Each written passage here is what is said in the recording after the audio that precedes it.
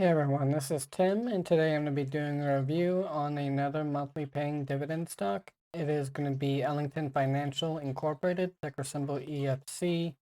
I'm going to be going over the company's stock price and how well it's been doing over the last year. I'm going to be going over the company profile, their dividend information, their financial information. I'm going to show you their stock performance on TradingView, showing you your RSI and MACD statistics. I'm also going to be going over the options for this stock on Robinhood, so you can see if it would be worth it for you to get any options, like sell puts if you're interested in buying 100 shares of this company, or selling calls if you already have 100 shares. And also for fun, I'm going to be going over how many shares you would need to earn $1,000 during a month in dividend payments. If you like this video, don't forget to hit the like and subscribe button down below. It does greatly help out my channel. And also you can join my Discord for free. The link for that will be down below in the description. And I hope you have a great day. As you can see, Ellington Financial has actually been doing really well over the last year. They are up 50.29%. The current stock price as of July 22nd, 2021, after the markets have closed, is $18.06. For the year to date in 2021, they are up 22.44%. Over the last 6 months, they are up 15.07%.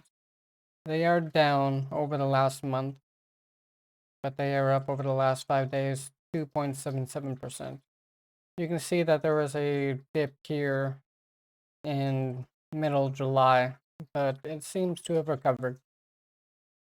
They have a EPS of 1.89, a PE ratio of 9.64. Their company profile, Ellington Financial Inc., through its subsidiary, Ellington Financial Operating Partnership, LLC, acquires and manages mortgage-related, consumer-related, corporate-related, and other financial assets in the United States.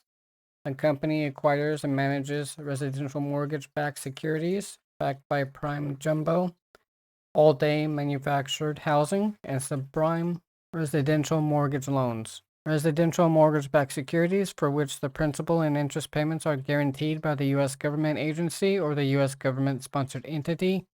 Residential mortgage loans, commercial mortgage-backed securities, and commercial mortgage loans and other commercial real estate debt. It also provides collateralized loan obligations, mortgage-related and non-mortgage-related derivatives, corporate debt and equity securities, corporate loans, and other strategic investments. In addition, the company offers consumer loans and asset-backed securities backed by consumer and commercial assets.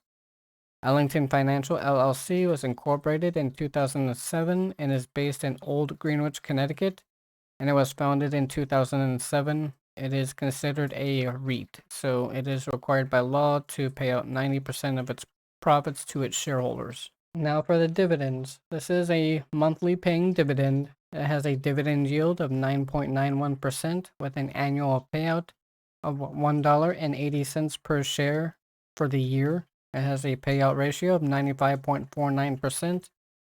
They do have a almost negative 10% growth rate over the last 5 years, but as you saw in the earlier chart and the one I'll be showing you in TradingView, they have done drastically better over the last 1 year. They do not have any years of dividend growth at this point. They pay out 15 cents per share on a monthly basis with their ex-dividend date towards the end of the month, and then their payout date is towards the end of the next month. So that is when you can expect to get your payout, and you need to make sure you get the stock if you're interested in it by the day before the ex-dividend date. Here are the financials listed here on Seeking Alpha for Ellington Financial. I am not able to get the SEC filings from the actual company's website. The website is down at this point, so I'm just going to be going over what Seeking Alpha has listed for their financials. And for the total interest in dividend income, you can see in December 2016 that they had 80.2 million, and that went up until December 2020, where they were at 173.5 million. And Over the trailing 12 months, they're at $161.5 million. Now, their total interest expense has gone from $21.2 million in December 2016 to $91 million in December 2020. For the trailing 12 months, they're at $47.9 million. And then for the net interest income for December 2016, they are at $59 million. And December 2020, they went up to $82.5 million. And over the trailing 12 months, they're at $113.6 million. Looking at the stock information here on TradingView, you can see that for the most part, the stock is staying within the RSI band.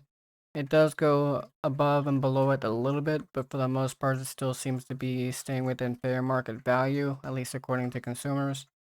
You can see that back in August of 2020, in July, the stock was at around $12 to about $11.50, depending on what time of the month. And then it has steadily increased to where it's now at $18.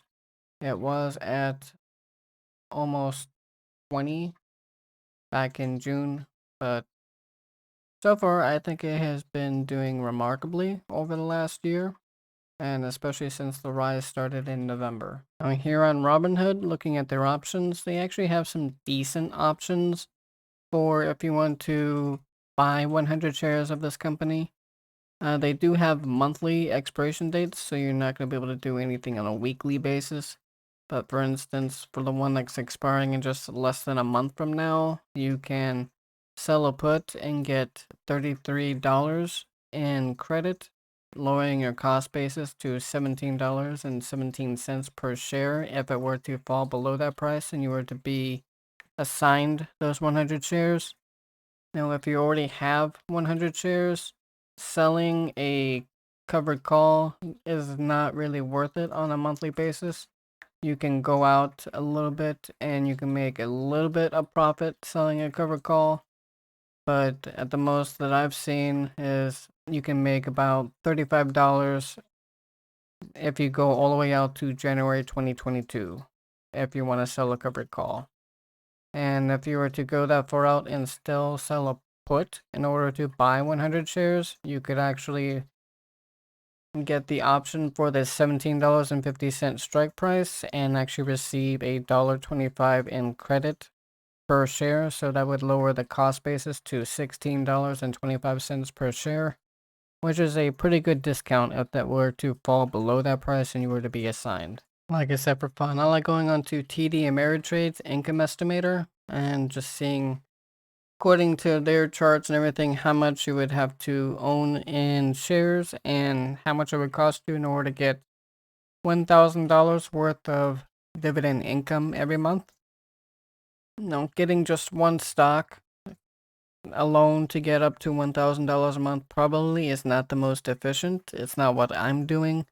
But like I said, this is for fun. And so you would need to own 6,667 shares right now to get $1,000 a month in estimated average monthly income.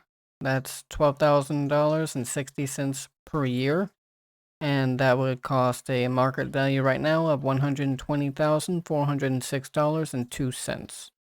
So that's kind of fun. And you can mix and match, add other stocks that you really like maybe PEY, SPHD, AG&C, others that you might be interested in, and help you make a more balanced portfolio. And that will allow you to be able to diversify and get up to $1,000 possibly for less. But again, that's your decision. I'm not your financial advisor. Make sure to do your own research. Thank you for watching. I hope you enjoyed the video.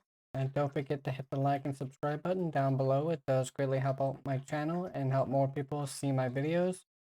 Again, I just want to emphasize I am not a financial advisor. I'm not your legal advisor.